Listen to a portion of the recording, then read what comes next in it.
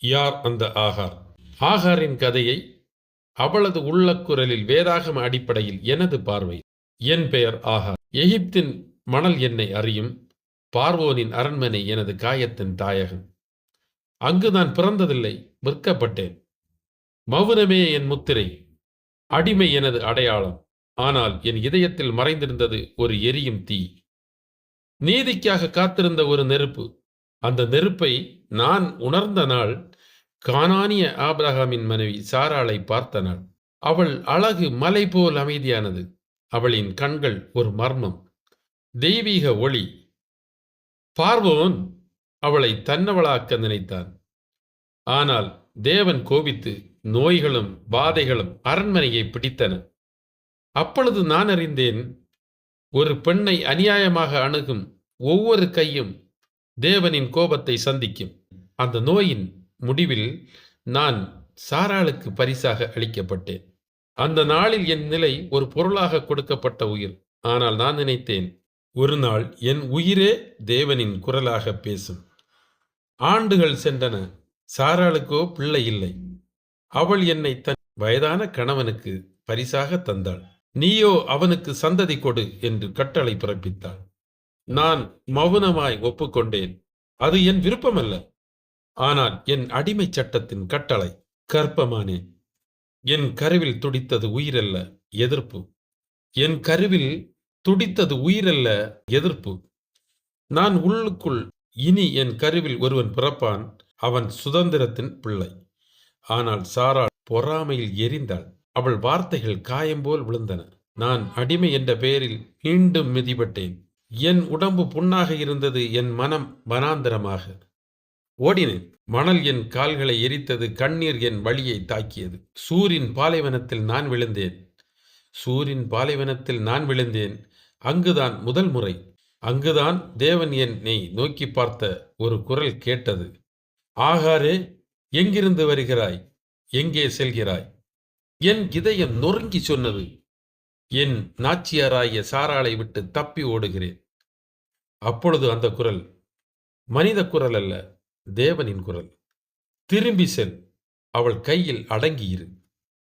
உன் சந்ததி பெருகி எண்ணி முடியாததாய் இருக்கும். அந்த தருணத்தில் நான் அளவில்லை, நான் எழுந்தேன். அந்த இடத்தில் அழுதேன்.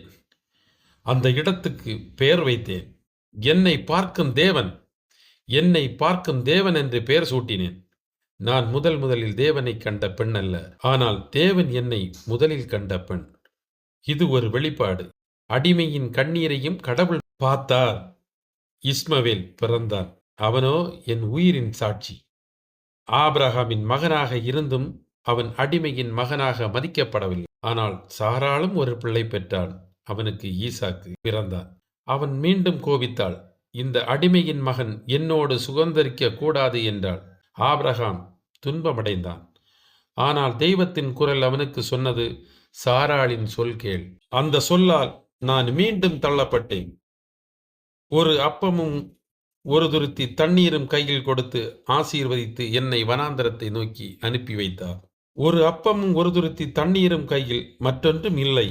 என் கையில் என் மகன் மட்டும், என் இதயத்தில் நம்பிக்கை. பெர்சபாவின் வனாந்தரத்தில் நடந்தேன். சூரியனின் நெருப்பு ஊற்றியது, தண்ணீர் முடிந்தது. மகனை மரத்தடியில் வைத்து விலகி நின்றேன். என் மகனை மரத்தடியில் வைத்து விலகி நின்றேன். என் பிள்ளை இறப்பதை நான் காண மாட்டேன். உன் பிள்ளையின் குரல் கேட்கப்பட்டது. என் பிள்ளை அழுததை என் தேவன் கேட்டார். ஆகாரே, பயப்படாதே, உன் பிள்ளையின் குரல் கேட்கப்பட்டது. அவனை எழுப்பு, அவனுக்காக பெரிய ஜனத்தை உருவாக்குவேன். என் கண்கள் திறந்தன. என் முன் ஒரு கிணறு, நம்பிக்கையும் இருந்தது. அவனுக்கு தண்ணீர் கொடுத்தேன்.